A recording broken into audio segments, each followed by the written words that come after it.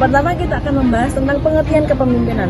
Nah, kepemimpinan ini berasal dari kata pimpin yang berarti tuntun, bina, atau bimbing.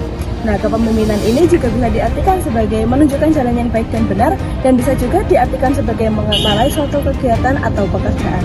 Kepemimpinan ini juga disebut sebagai imamah yang bertugas menggantikan kenabian dalam melindungi agama dan mengatur kemaslahatan hidup. Sekelompok ulama berkata bahwa status wajibnya pengangkatan imamah itu berdasarkan syariat, bukan berdasarkan akal. Hanya saja syariat menggalakkan supaya menyerahkan segala persoalan kepada pihak yang berwenang dalam urusan agama. Hal ini dijelaskan dalam surat An-Nisa ayat 59. Berikutnya kita akan membahas status wajibnya mengangkat imam. Nah, apabila telah disepakati, status mengangkat imam ini adalah wajib. Status wajibnya fardu kifayah, seperti kita dalam menuntut ilmu dan berjihad. Menurut Imam Wardi, kewajiban negara dan pemerintah dalam mengganti posisi kenabian yaitu menjaga agama dan mengatur dunia. Yang berikutnya yaitu syarat-syarat kelompok pemimpin. Nah, kelompok pemimpin ini memiliki syarat, yaitu yang pertama adil, yang kedua dapat mengetahui orang-orang yang berhak diangkat sebagai imamah, yang ketiga memiliki gagasan yang bijaksana. Nah, yang selanjutnya kita akan membahas tentang pengangkatan imam. Pengangkatan imam ini dilakukan dengan dua cara. Yang pertama dengan ahlul aqdi wal hal, dan yang kedua dengan pengangkatan imam oleh imam yang sebelumnya. Nah, ahlul aqdi wal hal ini banyak tidak disebut oleh para ulama, karena sebagian ulama berpendapat bahwa ahlul aqdi wal hal ini harus dihadiri oleh semua anggota yang di daerah lainnya. Nah, agar kepemimpinan imamah ini dapat diterima oleh masyarakat dan masyarakat tunduk oleh kepemimpinan ini.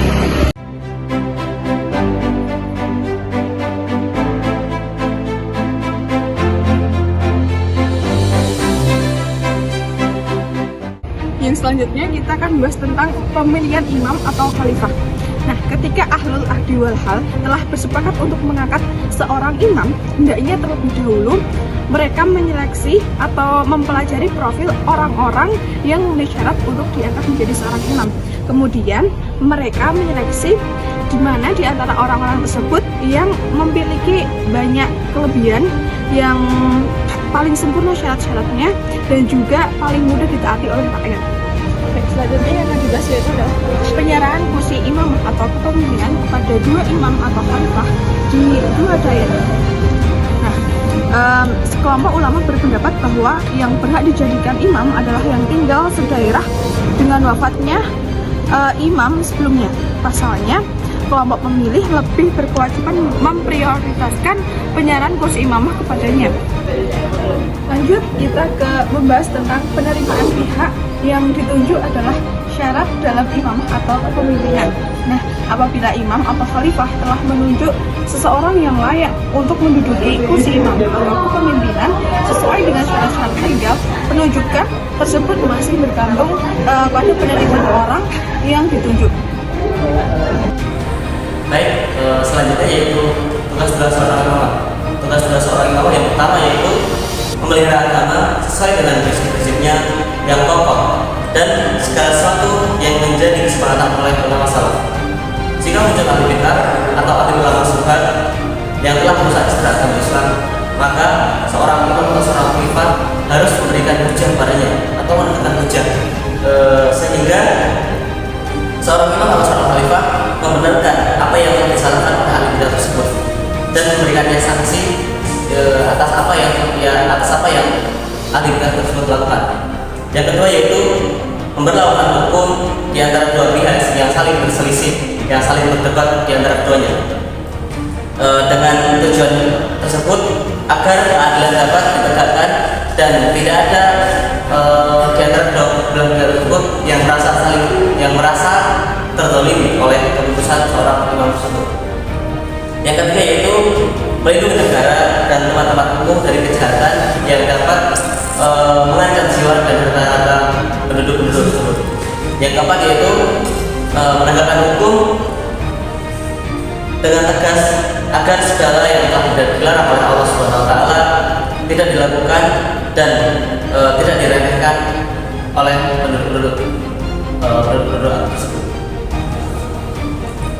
Selanjutnya yaitu kondisi dibenarkannya imam atau khalifah mundur dari jabatan atau kepemimpinan.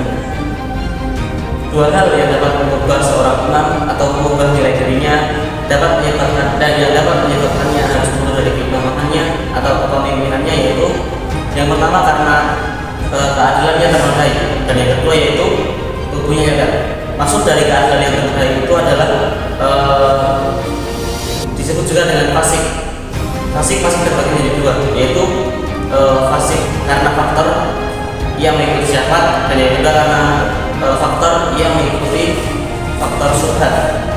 Maksud yang pertama yaitu faktor syahwat berhubungan dengan perbuatan anggota tubuh yang telah ia lakukan karena telah melanggar larangan-larangan Allah atau telah tunduk terhadap hawa nafsu. Dan yang kedua yaitu faktor yang berhubungan dengan keyakinan atau syubhatan yang disebut dengan syubhat. Maka syubhat di sini adalah menyalahi kebenaran. Para ulama berbeda pendapat mengenai hal ini. Sebagian dari mereka berpendapat bahwa faktor syubhat dapat menghalangi seseorang diangkat dari khalifah atau diangkat dari seorang imam. Maka dari itu, jika seorang pemimpin atau seorang khalifah telah ternodai ke kepemimpinannya, maka telah diberikan